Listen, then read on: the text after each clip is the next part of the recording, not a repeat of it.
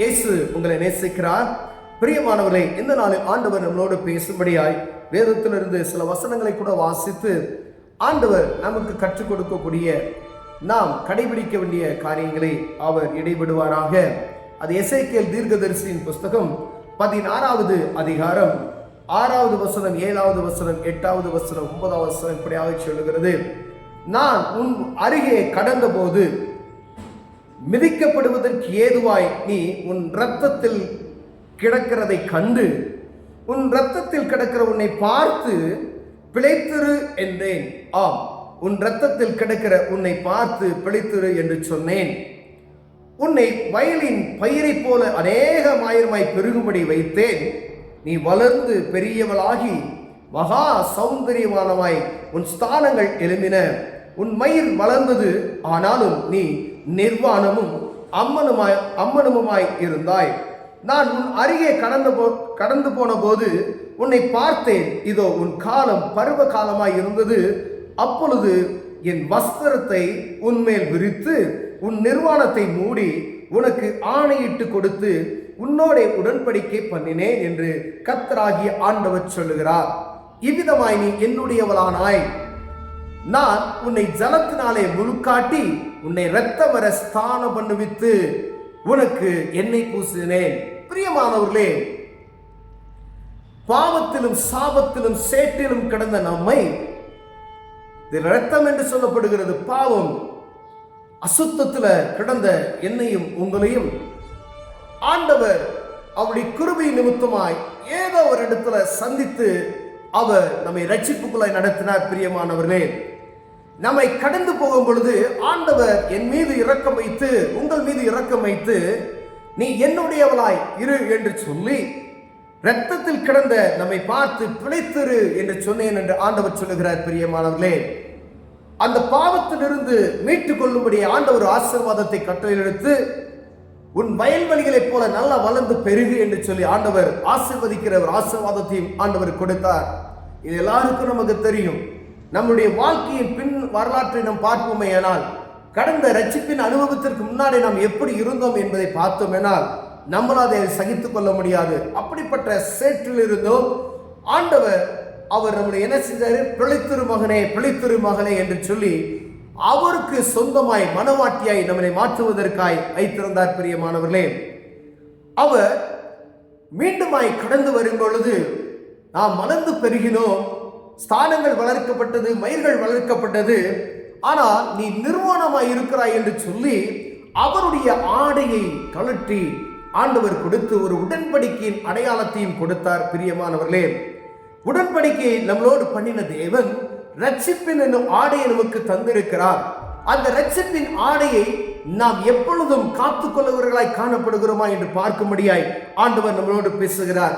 நம்முடைய ரட்சிப்பின் ஆடையை அணியாதபடி இருப்பவையினால் நான் நிர்வாணமாய் இருக்கிறேன் என்று வேதம் சொல்லுகிறது. பிரியமானவர்களே, ஆண்டவர் அவருடைய அங்கியை கலற்றி அவருடைய பாருங்க, என் வஸ்திரத்தை உன்மேல் விரித்து உன் நிர்வாணத்தை மூடி உனக்கு ஆணையிட்டு கொடுத்து உன்னோட உடன்படிக்கை பண்ணினேன்.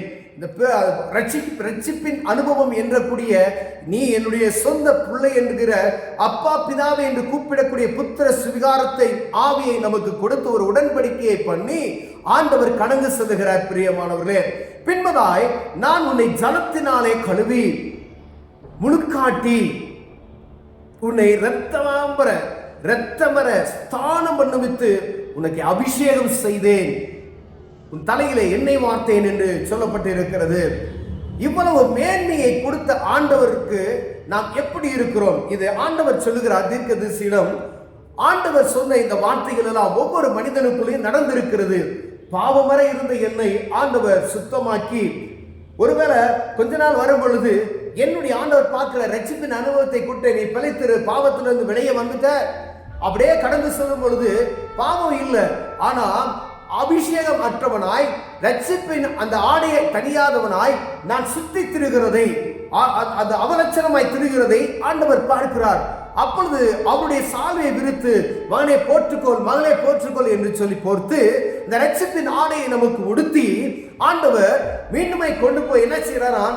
இரத்தமர கழுவி முழுகி ஞானஸ்தானம் எடுக்க வைத்து ஆண்டவர் எண்ணெய் பூசி அந்த அபிஷேகத்தை ஊற்றி நம்மளை வைத்திருக்கிறார். பிரியமானவர்களே, அப்படிப்பட்டதான ஒரு அனுபவத்தை பெற்ற நாம் எப்படி வாழ்கிறோம் என்று பார்க்கும்படியாய் மீண்டும் இதை ஆண்டவர் ஞாபகப்படுத்துகிறார்.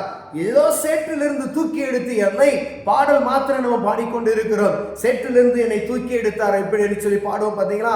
நம்ம ரத்தமர கழுவி அபிஷேகித்து மூழ்கி நம்மளை அபிஷேகம் பண்ணி வைத்த ஆண்டவர் எதற்காக அப்படி செய்தார் என்பதை புரிந்து கொள்ளும்படியாய் ஆண்டவர் ஒரு விசை உங்களோடு என்னோடு பேசுகிறார். பிரியமானவர்களே, இதெல்லாம் செய்தேன் நான் எதற்காக செய்தனா?